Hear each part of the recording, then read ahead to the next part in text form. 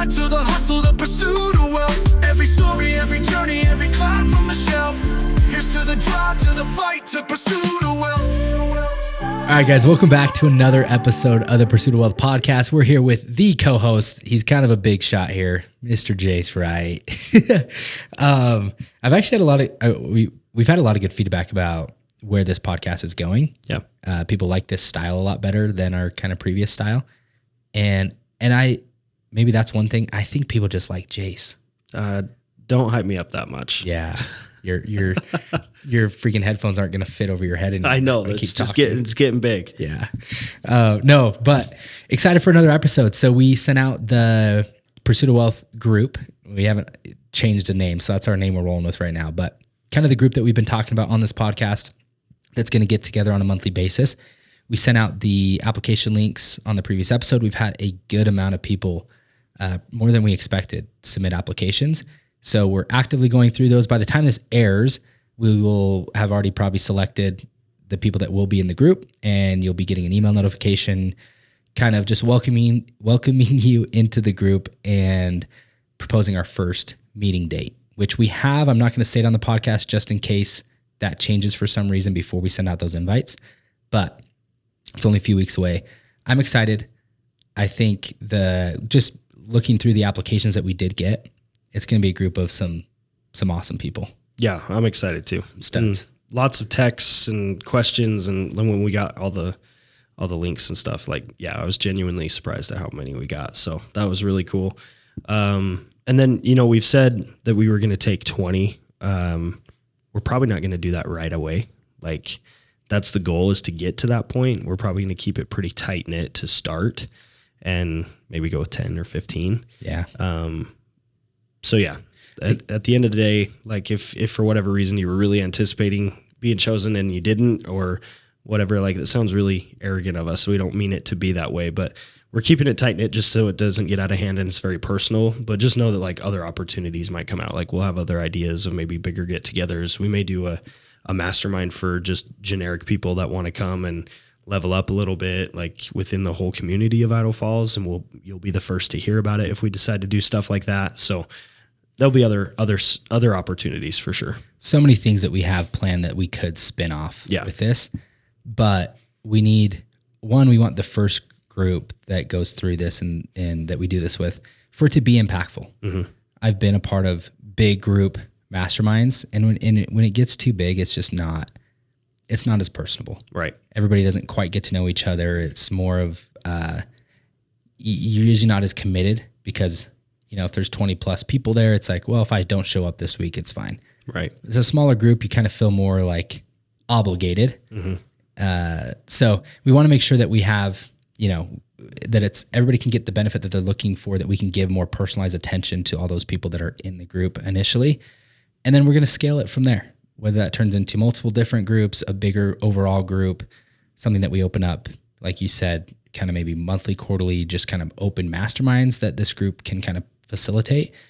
There's a lot of things that we could do, but we want to make sure that whatever we do it well from the get-go. Mm-hmm. And that requires us to not start off too big. So excited for that though. I think it's going to be really impactful. I'm excited because selfishly, we're going to make relationships. We're going to meet new people that we maybe don't have great relationships with yet. And just I'm excited for the friendships and the connections and all that's going to come of that. Same. So talking about things today, let's get into kind of some topics that we're going to discuss. One thing I actually want to talk about today is kind of the difference between just building net worth and saving money for retirement versus cash flow and focusing on creating monthly income through cash flow. Because a lot of the times, as a society, we've kind of been trained to save for retirement. You save money. Our parents, my parents, probably your parents too. It was you go to college, you get a degree, you join or you work for an employer that offers benefits. Mm-hmm. Those benefits being insurance and 401k plans, retirement plans. And there are benefits to those things. A retirement plan, if your employer is doing an employer match obviously that's great because it's essentially free money. You're putting in contributions, they're matching your contributions, which can be beneficial. So it's like if there's some money on the table there, you should try to maximize it. And then there's obviously tax advantages to retirement plans. But you think about everything, what is the reason there's advantages? And so I always try to think, maybe I'm being too skeptical, but whenever there's an opportunity, I try to look at it from another lens of, well, why? Why is the opportunity there in the first place? Yeah. Like why would the government want to give us tax? Gotcha. Why would they be incentivized to give us these tax incentives essentially? Or why would they want to incentivize us to contribute to these retirement plans? And I think about like, you look at the banking system. It's like you're taught to save money. Mm-hmm. Well, does it really benefit you to save money? You're made to think it does. Yeah. To get your full 0.5% a year. Like, yeah, if that, at a traditional savings account, it's like 0.01. Yeah. It's terrible.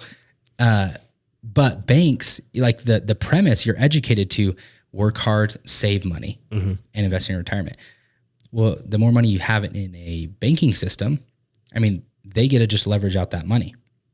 So if you deposit $10,000 into a bank, they can go loan $90,000. So they can use whatever a bank has in deposits, they can 9x that amount in like loans that they do or investments that they make. And there's certain regulations around that. But ultimately, like, yeah, they want you to, I mean, the more money, the more deposits they can get from the average Joe, the more money they're going to have to invest back. I mean, they're just going to invest that essentially for you. And the premise is like, hey, we're better at doing this than you are. So just give us the money. We'll make it safe for you, even though like you're only insured up to $250,000 in a bank account. So hopefully you know that you shouldn't really carry over $250,000 in a bank account. Separate them into different banks if you need to do that. And the other thing is like, they're not holding that money like in a vault or anything. Like if you went to go to your bank and try to withdraw $200,000, it's like, they're not going to let you just withdraw $200,000. Right. It's all like digital. But the premise with this is like, why do they want you to invest into a 401k? Well, the regulations is like, you're basically investing into the US economy. Because if you invest into a 401k, it's going to go into mutual funds, index funds that are investing into companies that are on the US stock exchange that drive the economy, and you can't access those funds. So it's a kind of a security blanket because they know that if you want to access those funds, you're going to get penalized. And you look at so many people that do this. They are super frugal. They contribute, they max out their 401ks and retirement plans, and they live really simply. And maybe they're even doing like additional contributions over what their employer matches, because they're like, I want to just maximize and take advantage of the tax benefits down the road for retirement. My big problem with this is like, it doesn't change your life today. And that sounds bad because having that mentality in like investing isn't set to change your life today. But you look at people that have a few $100,000 in a retirement, even maybe $1 million in their retirement accounts. It doesn't do anything for them until they retire. Correct. It's like you're not making anything from that. Mm-hmm. So you can be a millionaire in your retirement account and not be able to afford the vacation that you want to go on. Right. And so there's that big difference between investing into just a retirement account and investing into things that are going to bring you a monthly cash flow.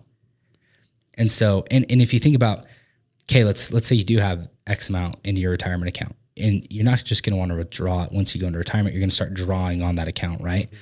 So the goal is maybe you're going to draw the account down 6% a year. So if you have $1 million and you're going to withdraw 6% a year to still let that grow, and you're not, hopefully not take the principal from it, it's going to give you $60,000 a year. That's $5,000 a month, which is great. But when you've got $1 million of it and you've waited, in theory, if you started working in your 20s and you don't retire till you're 65, you've waited 40 plus years to get access to $5,000 a month.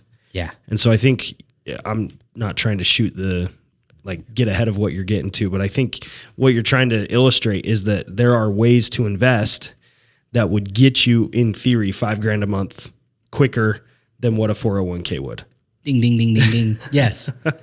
You read through it. That's exactly what I'm pointing out. And there's a guy that I was listening to, and he kind of broke this out in a really cool way. Cause he's like, that makes me excited because every $5,000 a month in cash flow that I can create is like, I just created $1 million in an investment account. Mm-hmm. Because I would need to save $1 million and have that invested for me to make that $5,000 a month in cash flow back. Mm-hmm. Well, if I can go buy some real estate and start if you have a few $100,000, you could probably buy a few properties that are going to bring in, $1,000, $2,000, $3,000 a month in cash flow for you. And so, and I kind of broke this out. My buddy Chandler Smith, he just released this kind of passive income retirement calculator, which I thought was really cool. So Chandler's story is interesting, and I've become really good friends with him over the last few years. He is like where I would want to be in 10 years. I think he's where everybody would want to be in 10 years. He's amassed a real estate portfolio of over $50 million worth of assets. He only has debt on about 20 something million of that. So he's got about 25 plus million in actual equity in his portfolio. He cash flows around, I think it's close to $200,000 a month in income that comes in after debt service and stuff. So once you're at that level of cash flow, it's like, you don't really need to do anything else. Like that's just coming in, whether he works or does anything, that money's coming in. Just kind of manage it at that point. Yeah. And he probably has people do that for him. Yeah. He has property managers. Absolutely. He doesn't have to do a whole lot with it. But the reason I share that is he like $200,000 a month. Let's say for every $5,000 a month in cash flow, that's equivalent to $1 million in retirement. Well, if he's got $200,000 coming in, let's divide that by 5,000. That's 40. That can't be right. I did something wrong here. Well, maybe. Basically, that's saying that he would have. So what I did is I did 200,000 divided by 5,000. So that's 40. So he has basically 40 times that $5,000 coming in each month. That would equate to $40 million. But someone would, in theory, have to save in order to make that kind of income. Correct. Yeah. In a retirement account or investment account. Right. And he doesn't. What I would actually love to break down now is how much did his portfolio is, he's got 20 something million in equity now. So, okay. So he only had to have about half of that because the rest of it's debt. And he's making that cash flow, which that's the biggest difference between like real estate assets versus stock is your ability to use leverage to go get these assets. And then when you talk about like inflation induced debt destruction, that's where like your mind really kind of blows and realizes, okay, real estate investing is such a great tool. But I don't want to get into the weeds with that. Let's finish this principle. And so I bet if we actually broke down the number, like his down payments that he's put in, because a lot of that equity has come over just by appreciation. Right. He probably has only invested maybe 10 million of his own money. And so it's like, okay, so he was able to save or invest $10 million of his own money and turn that into over $40 million as if he, and get the same return as if he had $40 million that he had saved and put into the stock market. So he basically a 4X difference. And the reason I share that is like, if you're going to be able to do it faster, I think, if you find an asset tool, find ways to invest into things that are going to bring you cash flow today. I would rather, like, if you have, when we make your first investment, we're going to have you invest in the stocks a little bit here and there. But like when you have your good first chunk that could be used for something, like I would want to see it go into something that's going to give you cash flow. Because if you have 40, 50 grand and you can invest it into something and it returns at 10%, well, that's $500 a month. It doesn't feel like a lot, but that 50 grand goes into a retirement account and it's not going to do anything. I mean, yes, it could grow, or you put it into the stock market and it grows in the stock market. But then if you want to access those funds, you're going to withdraw and pay capital gains on your gain that occurred. With real estate, the benefit is you put it into a real estate asset. It gives you $500 a month that you can use. You can go do something, and you're not touching your principal's staying there. Your down payment's in the house. Right. And you're getting this $500 a month that you can utilize to live life today. So let's break this down a little bit, because I think this could get kind of fun. So let's say, hypothetically, I want to take, we'll say 50 grand. Yep. Okay. How long would it take me to save that 50 grand? So let's start there and be like, sorry, no, this is good. Keep going? Yeah, keep going. So this is exactly what Chandler's calculator is. Okay, perfect. And it might play into this, which I think is the point of what makes Chandler's story really cool, what his calculator is going to show, because that's what I want to illustrate. Is, let's say the hardest part, in my opinion, and this is coming from a guy who hasn't done it yet. Yep. So I'm in the process of doing it. I'm in the thick of the weeds. The hardest part is the first amount that you save up for the first investment. Correct. So let's say it takes me 5 years to save up 50 grand or 10 grand a year, save up 50 grand. I'm going to make my first investment. And let's say it gives me $500 a month. Yep. Okay. Well, the next time I want to save up 50 grand, it's going to take less time, because I now have $500 a month plus whatever appreciation is happening with the correct property I might be in on. Yep. And so let's say it cuts it in half, or, a third, or whatever the case may be. So now we're 8 years into it total. I've got another 50 grand. Now I'm making $1,000 a month. Well, now it's going to take even less time after that to save. So now we're only a year into it, and I've got the same 50 grand. It only took me a year to do it, because we just did the same thing again. Yep. But because the assets that I've accumulated are contributing to that, bringing in 12 grand a year. That's the illustration of compound effect, right? Of how it gets easier and easier and easier the more you do it. The hardest one is the first one. Yeah. And what I love about the cash flow is it gives you it relieves immediate pressure. Right. Sorry, I've had this freaking dry cough for the last week. We all got it from after vacation. Yeah, it's been terrible. But it relieves immediate pressure. Mm-hmm. Having an extra $500 to $1,000 a month coming in, that allows you to have a little bit more freedom and breathe. You can breathe a little bit. And if you're still contributing, to your savings and investing account as well, like, it gets easier and easier. But you're right. The initial one is the hardest part. What I love about this rental calculator that Chandler came up with is you plug in your yearly income, what percentage you can invest from your yearly income, and what annual cash on cash return you're going to look for when you do an investment. And then it'll say, what is your passive income goal? So what do you want to be making in passive income yearly? And it'll basically break down how long it's going to take you to get there and how much you're going to have to contribute. So let's run a scenario. What would be a yearly income that we want to shoot passively? Just that we're making in active income. What is our yearly? Just from a job. Yep. Let's say we'll do averages and say 80 grand. Let's do a little bit more. 100 grand. Let's do 150. 150. He wants to go a little bit above average. Yeah, I think your goal, that should be your first goal, is we need to increase your active income. Fair enough. Because it is going to be really hard and really slow if you're only on 80 grand. Unless you can, again, I'll take this back. If your yearly income is 80 grand, you're going to have to I would want your percentage that you're going to dedicate to investing to be pretty hefty. Gotcha. Or else it's just too slow. Right. If you're making 80 grand, you can't just be doing 10% of your income. Like, you can, it'll just take a while. You can. You'd want to be like closer, like figure out how to live off of 80% of your income and be investing like 20%. But let's go 150 grand.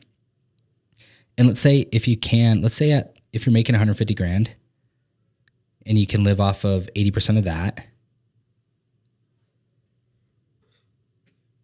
that would be, you'd live off 120 grand a year instead of 150. So 20%. And let's say your annual cash on cash return that you're going to shoot for is 10%. You're only going to invest in properties or something that give you a 10% cash on cash return. what would you want to be making? Well, let's say your annual income, you want to make $5,000 a month. Okay. So you want to, $60,000 a year that you want to get to. That's going to take you. So based on this thing, your annual contributions, what you're going to be saving is $30,000 a year. Mm-hmm. Okay. Your total investment to get to your cash flow number is going to be $600,000. So you're going to be, and it's going to take you about 11.6 years. But what I love is you have $600,000 invested into a portfolio that's going to be worth $2.4 million, because this is estimating that you're putting 25% down. Because when you go buy real estate, usually the lender is going to require you to put 25% down. You're going to get a loan for 75%, the remaining 75%. And when we're saying 10% cash on cash return, we're looking at the return on the cash you invested. Mm-hmm. So we're looking at the return on the 25% that you put into the deal. Okay. So over time, inflation's going to pay down your debt. You have fixed debt on this real estate asset where we're buying it at a 10% cash on cash return. Mm-hmm. Over a 5 to 10 year period. Rents are going to increase. So that return over 5 to 10 years is going to get better because rents are going to increase. Plus property values are going to increase with inflation. Whether you think it's asset increase or just the inflation and the dollar's getting weaker, it doesn't matter, because your money is safe because it's going up with inflation. And in 10 years, this might be you might actually be getting a 20+% cash on cash return on your money. Plus you're going to have equity in the house. Right. So, and this is going to take you 11.6 years to get to at this rate. That's doable. Like when you think about just, hey, having a plan to get to, and I think this is really eye-opening, because it's like you could change this and say, hey, I want to get to $100,000 a year in cash flow. Okay, well and this is what's crazy. It's like it took you 11 years to get to $60,000 a year. How long do you think what would the estimate be for you to get to $100,000 a year? I'm going to say 15 years. 15. Heck yeah. So which speaks to what you were already saying. That just gets easier as the years go on because of compound and different things. 100%. And so I would, I could probably, let me talk to Chandler. I could probably get a link for this to send out to those that want to play with it. But the reason I wanted to talk about this is because a lot of people, like as a society, we're trained to do these things that I don't necessarily know. I don't believe are like the best things to do. Right. If that makes sense. Like, is it, I go back and forth on this because I want to be careful about what we advise people to do. Disclosure, we're not financial advisors. We are not financial advisors. Please take that into note.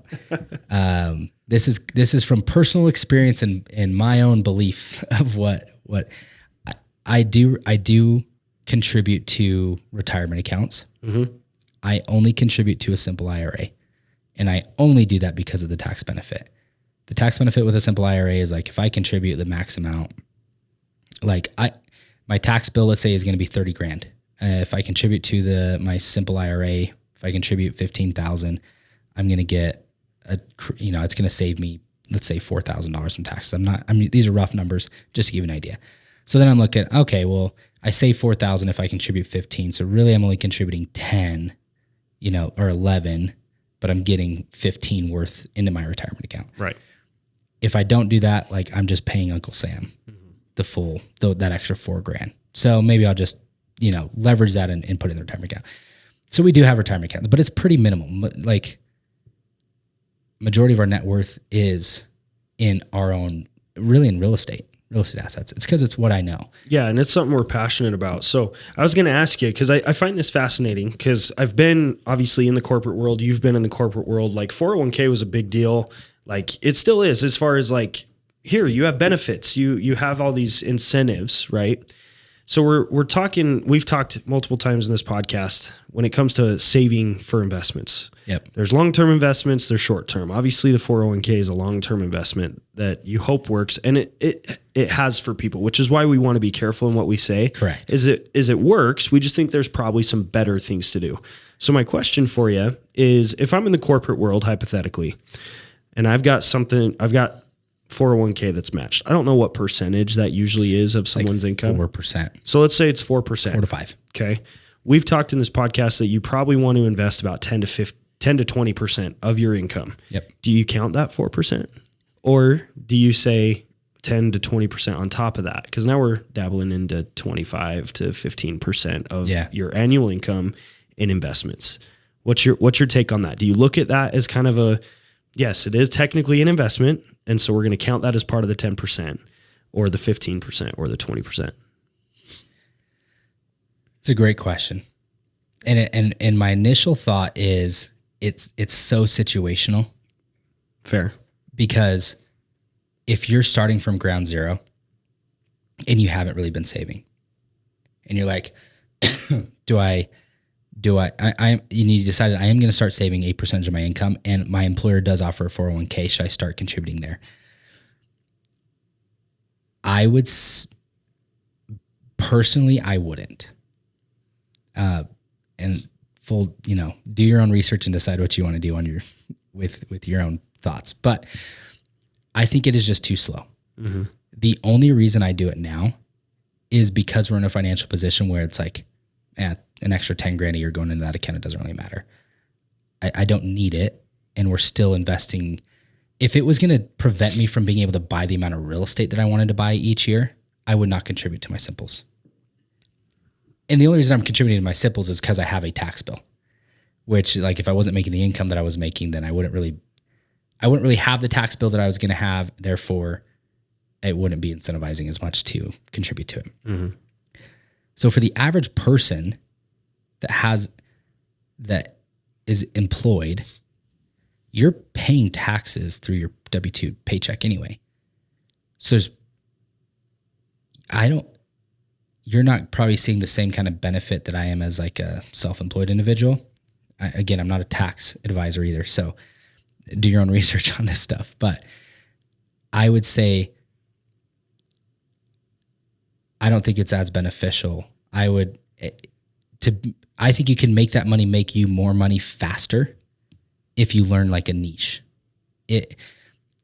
Whether that's learn something that you want to invest in, that flipping a house, buying a rental property.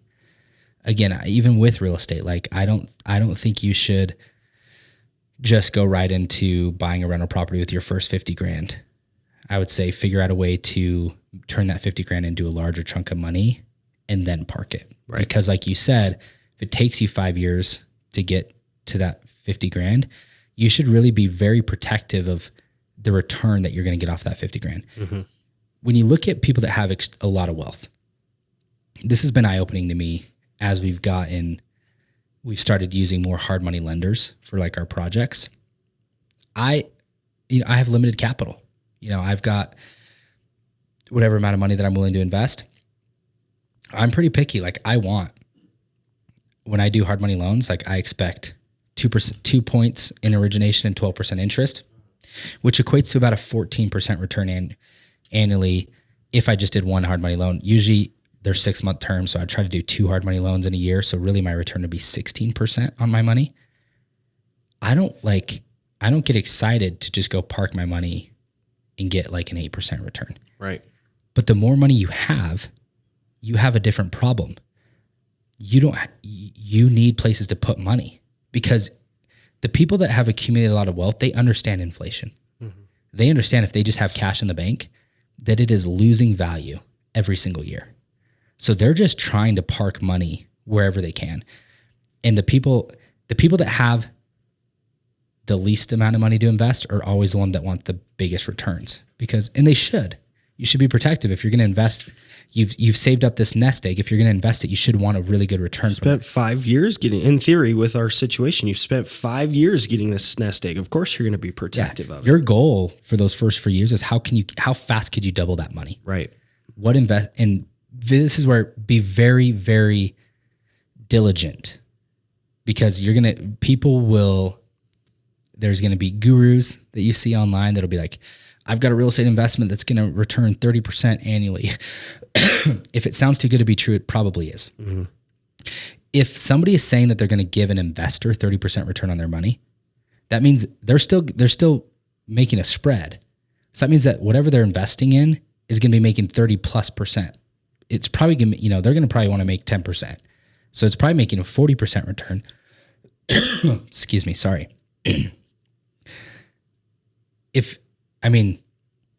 There's not a whole lot of things that are going to generate a 40% return. Right.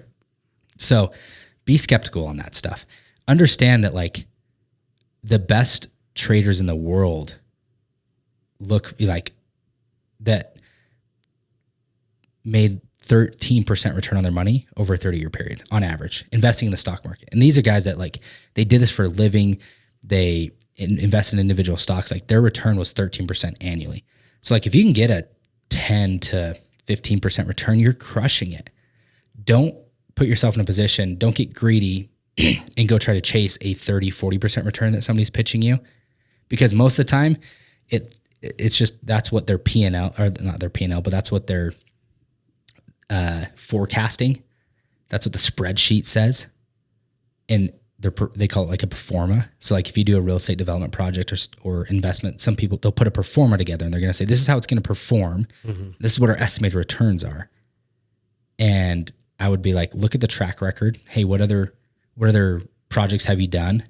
What were the actual returns on those projects? Can we see like P&Ls and actuals? Because a lot of the times the people that are pitching these crazy things, it's like their first project. It's like, well, we've done all the math and this is what we're projecting. And it's like, it's not going to pan out. Trust me, because I've done it. I've been a part of those where I have put money into stuff like that and it never performs how they think it's going to perform. Right. And so make sure that if you are going to invest into somebody or a deal like that, please do your research. Use me. Like I'm happy if you're looking at a real estate project that you want to invest in, I'm happy to just like help analyze any of that stuff because I have been burned and I've learned lessons that you should just look out for. But sorry, I got sidetracked. No, you're good. I want to protect people when we're saying this, but you should be very picky about the initial returns that you're going to get off of that investment. Chandler, I talked about my buddy Chandler. He was so adamant that he wanted, like, I think he shot at the beginning for a 15% cash on cash return or 12% cash on cash return. He's at the point where he's got a lot of money now.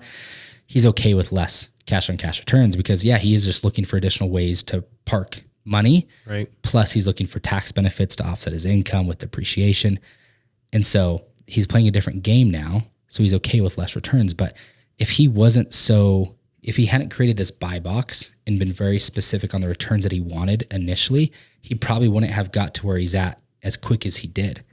I mean, it was it was like a 10-year span that he's accumulated all this, which is insane. And so I say that to tell you, like, be protective of that initial funds, figure out how you can double it as quickly as possible, and then peel it off and be like I didn't start investing into like long-term holds till the last few years because initially like I had capital, but I was very protective of that capital and I was investing it into things that would make me a better return initially. Like I'd put it into a flip and I knew that if I put $100,000 in here, like that $100,000 might make me $25,000. That's a 25% return. Like, yeah, I'm going to do that. And I'm going to do that a few times to make that money grow. And then I'll peel off 50, 60, 70 grand and put it into a real estate property that's going to give me some monthly cash flow. And so the goal here, like you just need to be financially educated and be able to understand how this stuff works so that we talk about the steps. Like first you got to get your finances in order, start saving money. And then when you start saving money, you got to know where you want to put that money. And that's why joining groups and being around people that are investing and picking their brain, like, why are you doing this versus that? And I think that's cool because that kind of leads to what I was going to want to try to get at with that question about the 401k. Because the reason the 401k in general is appealing, and we've talked about this in previous episodes, is the automated side of it. Like it's just automatically done so you don't think about it. Yes. The downside is obviously it takes forever and it's not a huge return on what you're putting in. So I err on the side of like, I think it's good because hypothetically, let's say everybody just didn't have a 401k. They didn't contribute that. Companies didn't match it, whatever. They're just going to spend that money. So now the question is is what habits do you need to develop in order to, like, if you're going to take the route of not opting into a 401k, can you be disciplined enough to take at the very minimum that 4% or whatever it is and put it into your own investment account that you're going to hopefully turn into something that produces a little bit more? Because that's the fear, right? Like, I can guarantee when I was in corporate America and getting a 401k, if I would have gotten that just in my normal paycheck, that would have became my lifestyle. And then that's the trick, is what do you do with that? How do you automate it? What habits do we need to develop in order to get to the point where, yeah, you are saving 10 to 20% on your money? And that's the trick. That's why 401ks are enticing. It's because it's automatically done for you. You hit the nail. You hit it right on the head. You're absolutely right. And this is the battle, because it is that theory. Dave Ramsey, he coaches. I don't agree with everything that he says because he's very anti-debt. Mm-hmm. But for 90% of the people, it is actually probably the best way to go, because they aren't responsible enough to take on debt. Right. And that's why he pushes retirement accounts and 401ks and all that stuff, because it is set up for the masses. But if you want to live an ordinary life, do what everybody else does. Contribute to your 401k, work hard, save some money, and maybe by the time you're 65, Jace, you can have $5,000 a month. You can have $5,000 a month that will be worth absolutely nothing, right, with inflation at that time. Just that's like doomsday. I don't want to be. You can maybe take a vacation with your family, right? When you're 65, Jace, if you live that long.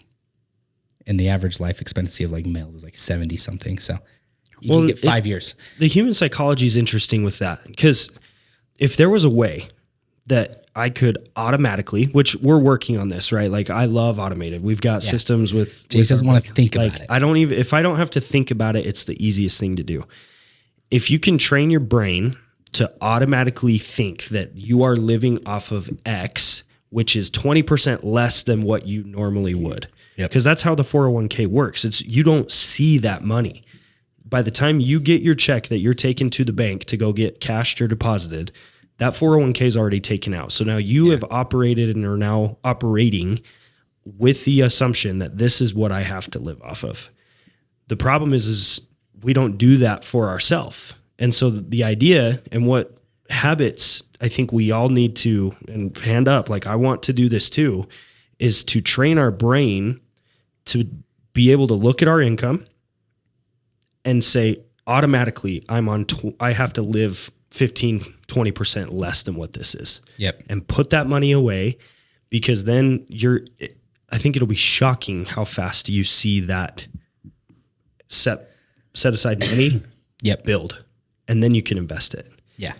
The problem, and again, I've said it before, like, I experienced this. The problem is just you've got to be disciplined. You cannot increase your lifestyle to match the exact amount that you get every paycheck. You've got to live less. 100%. This is where there's two things here, because you could set it up automatically. And even if you're a W-2 employee, like, I was thinking about this. It's like, okay, sometimes employers, you could have them split your check into two different accounts. Like, hey, deposit, I want to have 50% to go here, 50% to go here. Some employers might do that. If not, you could set up a savings account where the money goes, and like your direct deposit date, usually with your company. Mm-hmm. So it's like every other Friday you're going to get paid. Well, you could have a transfer that occurs that same Friday or Monday that sends out the money to your checking account. The 80% goes to your checking account and 20% stays into the savings account. And you could automate that. The problem is you still see it in your savings account, and you have the mental capacity to not spend discipline to not spend it, even though you know it's there. Yep. And this is where the hard part is like, they understand, like, the wealthy. This is going to sound like tinfoil hat stuff here. But if you think about, like, the government and all of our systems, I mean, they were put together by the ultra wealthy. They created these systems for people that just aren't educated. They let's make it easy. We understand that these guys don't know how to save money. Mm-hmm. We understand that. Well, let's create a way that we will incentivize them to put money here, it's locked. They can't touch this money for 40 years. And that'll help. And in the long run, it will be good for them because we're helping them, have a retirement plan and plan for the future. Anybody that's really accumulated a lot of wealth, that wasn't like their strategy. Right. I want to be careful here because yes, you're going to hear the people that did contribute to their 401ks and their stuff. And they did retire a multimillionaire at 65. That's awesome. But I look at my buddy like Chandler and what he's been able to do with his real estate portfolio at the age of 33. I think that's the difference, right? It's not the 401k that's the problem. It's the time. That's what it boils down to. We want to pursue ideas that allow you to live like a retired individual when you're 30, 35, 40, 50 even.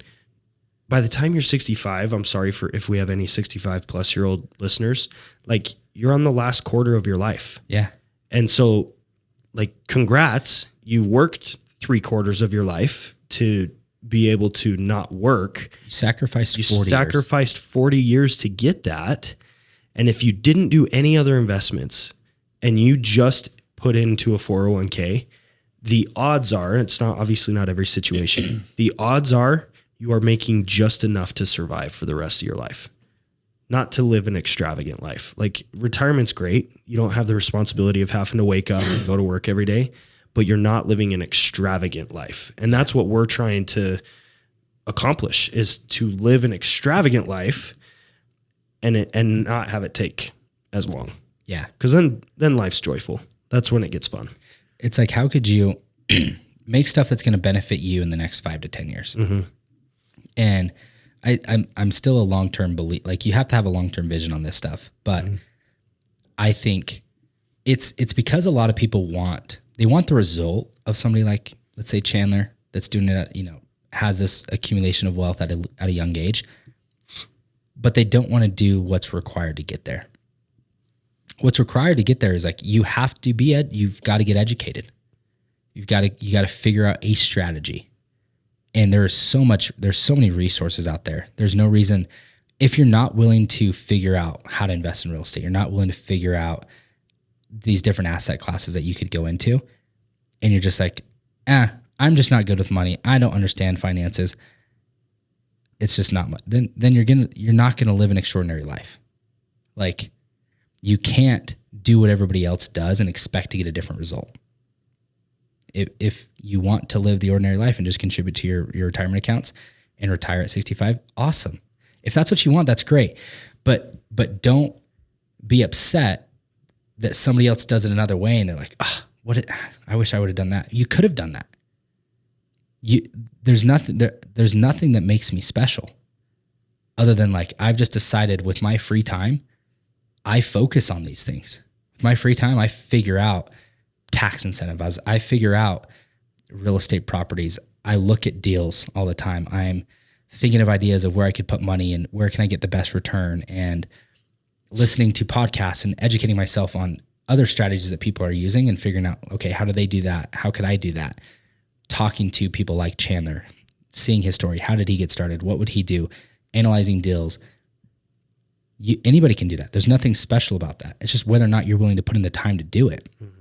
Or are you going home after working a W-2 job and just watching Netflix and not tracking your finances? So there's two situations here that I'm thinking of, because I want to share this. This is going to get to a personal level because I'm in this boat with what we're talking about, right? And so I'll start by saying, like, with the caveat, we've said this before, and I'm going to keep saying it just because we understand, like, life's hard, cost of living is insane, wages haven't gone up. So if you're in a position where you're literally living paycheck to paycheck because that's all you can do to survive, we hear you. We understand. The goal now, kind of like what you said, is you've got to find a way to make more money. You have to. And anything helps. Start door dashing for all I care. Like, do something to increase that, but do not increase your life with it. You've got to find a way to make X and have it be less than what your expenses are. That is the simplest math to having the ability to save. That's step number one. So we'll throw that out, call that good. But let's say that you are at a career or you're self-employed like we are, and we're trying to analyze, okay, step one, or developing a habit to do this. Because personally, I'm going through this right now. There are always wants, there are needs. And the trick is how do we train our brain, like I mentioned earlier, to think that, okay, here's how much money we have to accomplish those things. So for example, on a personal level, like we shared my net worth tracker a couple episodes ago. Like I've had a decent start to the year. We're in a position where, okay, bills are being taken care of. I've got some excess funds. Now I've got to put 20%, like I should have put 20% away to start with. Yeah. And so that's what we're going to do. But in my brain, I'm also thinking, okay, I just purchased a house. I've got a yard to put in and I'd really like to have it done this summer. Yeah. Okay. Well, there's a lot of nuances to that. Got to put in sprinklers, got to put in sod. I want an RV pad. So where the sod's not going to go. We're talking $40,000 to $60,000 of expenses, right? Go do it, but it's got to come after the 20% saved and everything else. Like obviously the things without being said is have a savings, have your, especially in self-employed, have your bills covered for the 6 months or whatever, the emergency funds. So we're assuming that that's all taken care of. Yeah. So I'm going to, like, I guess publicly say, I am doing this with everyone right now. We're talking about this. Like I'm fighting the fight. Like I am looking at the money that I've got.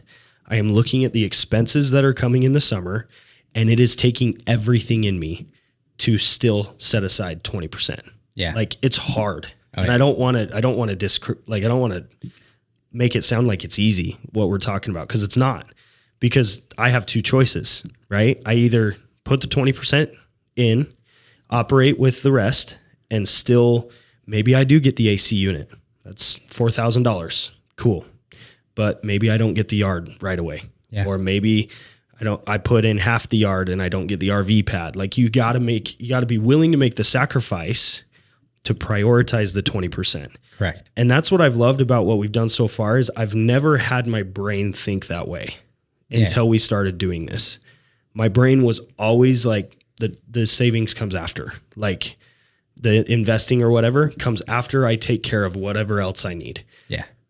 And there are aspects like, I feel like, for example, You need AC. to say something like that. Go ahead. Because you said whatever else I need, but you were bundling needs and wants into one thing. Exactly. You needed, Yes. like your thought would have been, I need the yard. Yes. I need the RV pad. It's not a need. Yeah. It's not.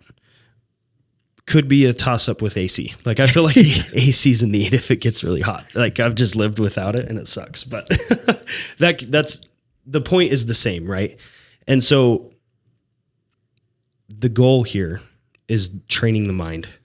That's what we're trying to accomplish. That's why we're excited about this group, is because we're going to be able to share these things with each other. Like Jace is going through it. In this summer, he's making a good amount of money. We're on the pursuit of wealth. It's still hard. Like I don't want to put 20% away right now because that I don't see an immediate return. I want the yard. I want the flower beds. I want the tramp in the ground. I want the RV pad. Like I don't want to deal with mud in my backyard that my kids can't play on, like there's aspects to that, but we've got to train the mind to focus first on the 20%. Here's where you're in a good situation because you're in a sales career. Mm-hmm. That's one of you get paid in the amount of risk you're willing to take. Right. Salespeople get paid well because they're taking on a lot of risk. Me and you could work for 60 days. We could work for a year And make zero. and make $0. Yes. And so we're taking on a lot of risk. Therefore, we also get compensated fairly well. My goal for you would be like, you chose to buy the house. These are expenses you're going to have. My push for you would be like, you got to keep your savings. You need to go make 60 grand in the next, an extra 60 grand in the next 6 months. Right. And you could do it. Right. You just put your head down and you actually do it and you go work. And it's going to be, you either sacrifice your time and go put in more work to make that money, or you sacrifice the yard for the next year. And you're hitting it right on the head of the point that I was trying to get to is you're sacrificing one of two things, essentially. You go find a way to get it so that you can have it now. Just going to retire time and effort. Or you sacrifice it now, get it later so that you can continue to save and invest. And I've never been in that position before because, like I mentioned, it's always come after. Yeah. And when you bundle needs and wants, you're always going to spend it. Yep. You will never have it left over, which is why we're in this position that we are. And even then, when you continue to bundle needs and wants, like part of the reason at the very start before we sold our first house, we were in credit card debt because I prioritized the yard and I put it on a freaking credit card. Yeah. I didn't have the money. Yeah. So I put it on a credit card, but I wanted the yard right away. Yeah. Right. I didn't know how to go make extra money at that point. But I wanted it. There's so many ways to justify because you could say, well, I've got young kids and I want a yard for them to play in. And you fantasize, I want to be able to throw a baseball back there with my son and stuff. And those are all, those are not excuses. Those are very, I agree with you on those things. They're real. My push is like, you made a decision to buy that house. You could have bought a smaller house that already had a yard, but you didn't want that, which is fine. Everything has trade-offs. Right. So now now you're in a position where you're going to make another trade-off of, do I put this off for a year or I'm going to buckle down. I'm going to trade off my time and effort and energy to go just make more money. And that's the concept, Robert Kiyosaki, Rich Dad, Poor Dad. The poor dad says we can't afford it. Rich Dad says, how can we afford it? How do we afford it? And I believe in that because that's how I've lived my life of, hey, we've talked about it. We do spend a lot of money because I always look at things as, we can't afford that. We can, how, and am I willing to make the sacrifices to do that? And if it's a yes, cool. If it's no, then we decide not to do it. But there's always a trade-off no matter what. It's you got to either go make money or you got to save money. Those are your two alternatives. And somebody with a W-2 job doesn't have that same capabilities. They can't just decide they're going to go make an extra 50 grand in the next few months by taking on more workloads and doing more things. They're fixed income essentially. And so they are going to have to they have to be more strategic. You're not going to go buy the house where you have to put in the yard and not be able to save the amount of money. You have to make the decision to buy the smaller house that already has some of the things you want. You're going to make the trade-off there because you have to. What I love about being in a sales role is, hey, you can put now your trade-off decision is I can go make more money. So I just got to decide if I want to do that. Right. Time and effort to do that. Right. And going back to like the whole premise of like the economy and how people operate, the biggest thing is a lot of these things are for majority Americans. If you don't want to get educated, like follow those plans, follow Dave Ramsey, save your money, don't get debt, invest in your retirement accounts. And it will work. It will work. Yes. 100%. Like it's built to work. Yes. And there's been hundreds of thousands, if not millions of cases where it has worked for those individuals. I'm not trying to live that life. It's not the life that excites me. I get excited with how can I do it quicker? Mm-hmm. I want to be able to, I talked to an agent today that he was doing a lot of big things. And he said, his priorities, he's got kids that are kind of in high school and he really wants to enjoy the next few years with them. So he's not trying to take on a bunch of work. Mm-hmm. He's like, I'm making the money that I need to live comfortably for the next few years. And I'm just going to focus on being home with the kids and doing that stuff. Cause that is a limited time. You only have limited time with your family and kids. And for me, our kids are at such a young age that my big push is, hey, if I do the right things over the next 10 years, by the time my daughter's 10, 12, 13, playing sports, doing that stuff, I don't really want to have any obligations to have to clock in anywhere or have to go do something. Like I want to be on my own terms where if I want to coach her soccer team, if I want, if she wants, I hope she gets into golf and we do golf tournaments and stuff. Like I would love to just be involved and not have this pressure financially. And that is my goal. And that's why when I make decisions, I am so adamant on, hey, I want to make sure that we're saving money. I want to make sure that we're investing into assets. I want to make sure that we're getting our cash flow, monthly, cash flow up, so that each time you get that monthly cash flow up, it does take off pressure. Now, not in 40 years, it takes the pressure off now so that I can enjoy that time that's coming up. Going back to switching gears a little bit, going back to where you said, we understand your positions that you're in. Life is hard. Maybe you're in a position where you are living paycheck to paycheck. You're behind on rent. You just feel like you've been stuck.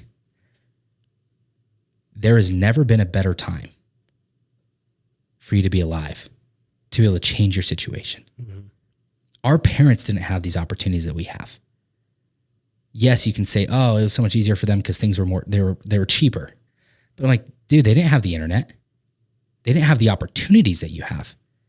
They couldn't go on freaking Instagram and sell stuff or learn, like build a website and sell products. Right. They couldn't just start a business like this. And now don't even get me started with like AI and Claude.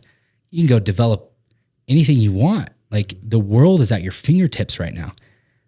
So if you are in that position and you're not doing things to change it, that is your choice. You're making a decision to stay there, because you could go out and literally you could start a business tomorrow.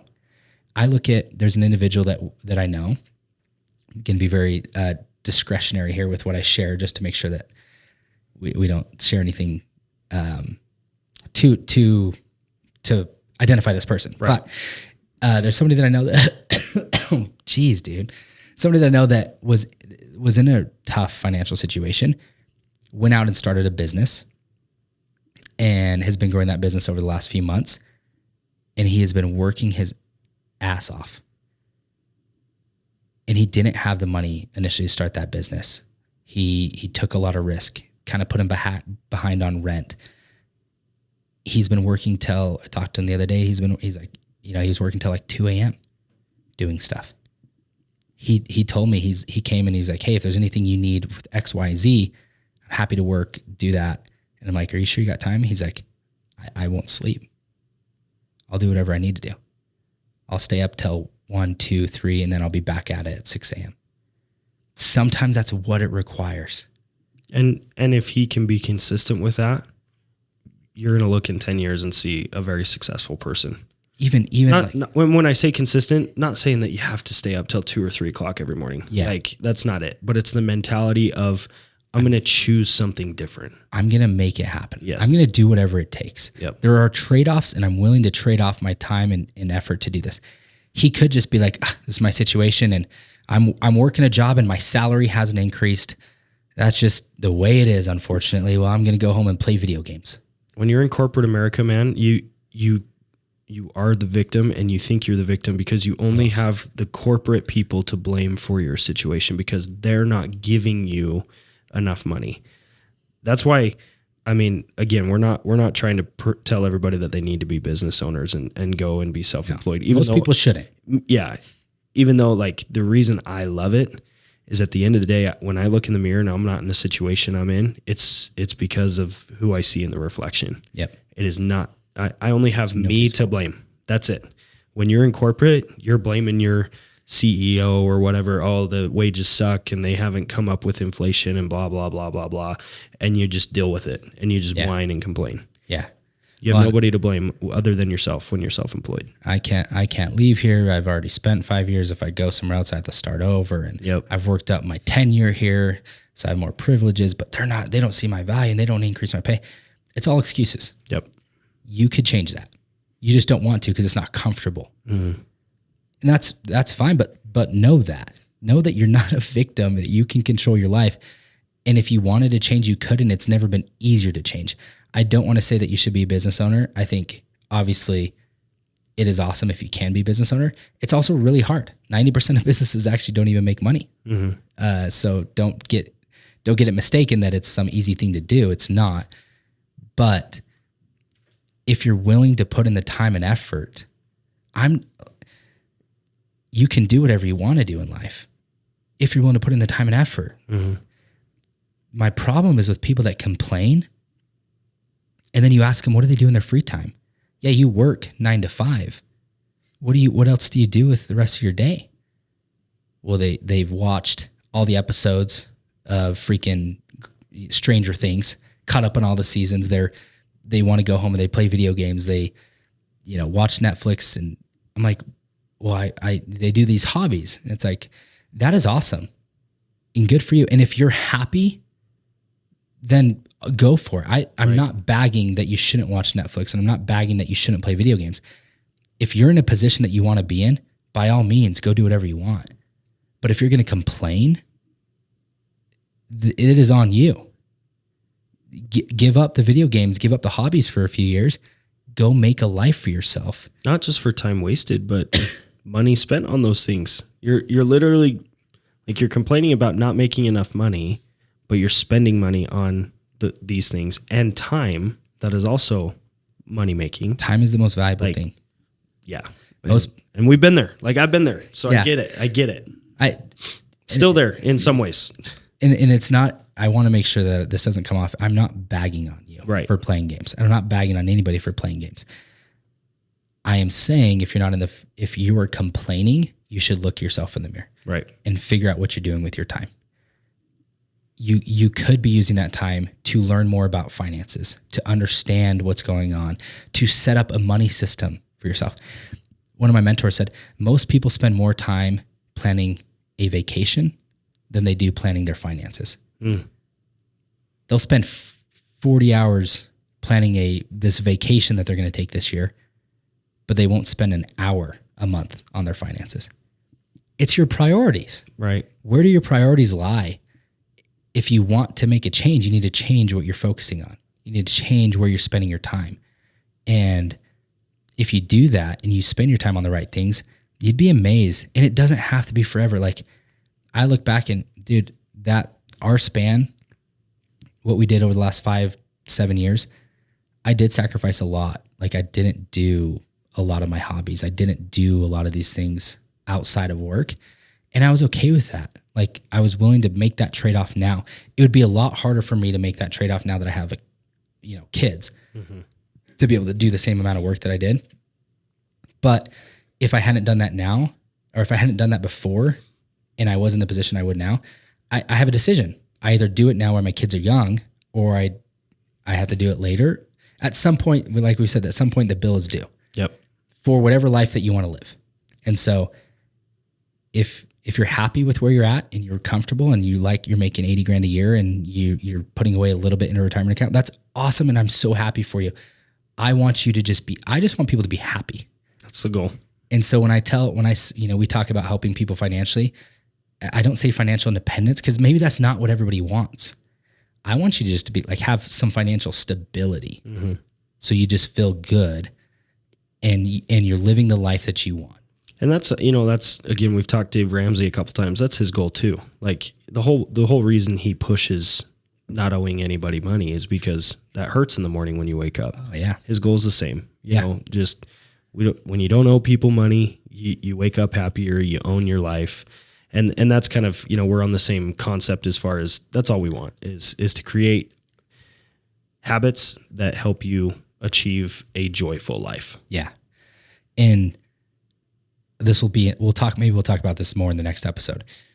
But one thing I'm going to say on this is it's all about managing risk. And Dave is really good on just if you don't have debt, there's no risk. Right. So you feel good. But risk, there's like a perceived value to risk, because what seems risky, what I do to other people might seem risky. Man, he's got a lot of, like, I have debt on my real estate properties. So we've got a few million in debt in mortgages. Cool. I mean, we rent those out. We don't pay them. But there is that liability that if they did set vacant, I would have to pay them. So there's a little bit of risk there. Right. Flipping houses. Dude, right now we've got probably close to $2 million out in hard money loans for rent. I mean, we have 11 projects under construction, rehab costs, purchase costs. That's a lot of risk. People could be like, dude, that's a lot of money. Like, if your projects don't go how they're planned or XYZ, that's a lot of risk. It's not as risky to me because I've spent so much time in this industry that I've evaluated all that risk at the beginning. I know what our ARVs are. I know if we had a fire sale, here's where we'd be at. And I've eliminated 90% of the risk out of all these projects. That even if they didn't go as planned, we're not going to lose money on them. Right. Knock on wood, we haven't lost money on a project yet. Hopefully that never changes. But the point is like, become good at something. Where the real money is made is when you can mitigate the risk, perceived risk. Like it seems risky to other people, but it's not as risky to you because you have almost insider information. Mm-hmm. You know this industry inside and out. Me, like an outside flipper that's not been in the real estate industry as long as we have, or doesn't sell properties like we do. Yeah, I mean, they're relying on other people's information to tell them what a property is worth. They're going to call an agent and be like, hey, what is this property worth? And the agent could overvalue it. And then when they have to do a price reduction, like, and all the margin's gone, they're like, what the heck? Right. It's not necessarily their fault. They had a little bit more risk because they weren't as educated as we are in this industry. So whatever that is, I have more risk investing in Bitcoin or stocks than like a financial advisor, because a financial advisor is reading profit and loss statements. They're reading the valuation of these companies, maybe how much cash reserves they have. What are they investing in? How levered are they? Are they actually profitable? I'm not looking into that stuff as much because it's just not my specialty. It's not what I want to do.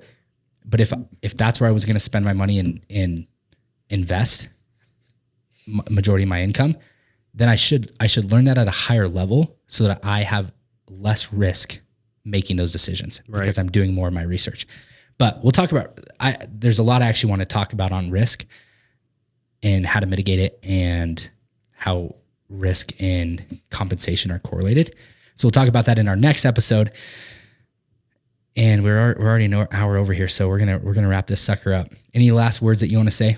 Just, the pursuit of wealth has been great so far. So those who have been with us since day one and are starting to apply some of the things that we're sharing and ideas that we've had, like I've said it a couple times on this episode, it's been great kind of doing this live because I've seen like in real time my mentality changing. Yeah. And so again, the hope is that we have someone along for the ride that is doing it as well. Like I said it before, I have never been so dialed in on prioritizing the investment first before living. Yeah. And you've said it as well, pay yourself first. And that's how you do it. Pay yourself first. Everything else comes later. I'm in the thick of it with everybody. That's what this is all about. And then, it's the topics that you're talking about. After that, that's where it gets fun. You invest into real estate, or you invest into stocks, or you invest into whatever niche that you find. And then we can talk about principles that will help you in that by just being good at that industry. Yeah. We're obviously heavy on real estate because that's what we're dialed in on. Yeah. But again, we've said it all a lot as well. We're excited for the group because that's going to bring in the different variety of ways of life. People are going to be in different industries and different situations, but at the end of the day, we're all in the pursuit of wealth. So it's going to be great. Whatever that means to you. Yep. It's different for everybody. All right. Till next week, we'll catch you guys later. Welcome to the chase where the champions dwell. To the grind, to the hustle, the pursuit of wealth. Every story, every journey, every climb from the shelf. Here's to the drive, to the fight, to pursue the wealth.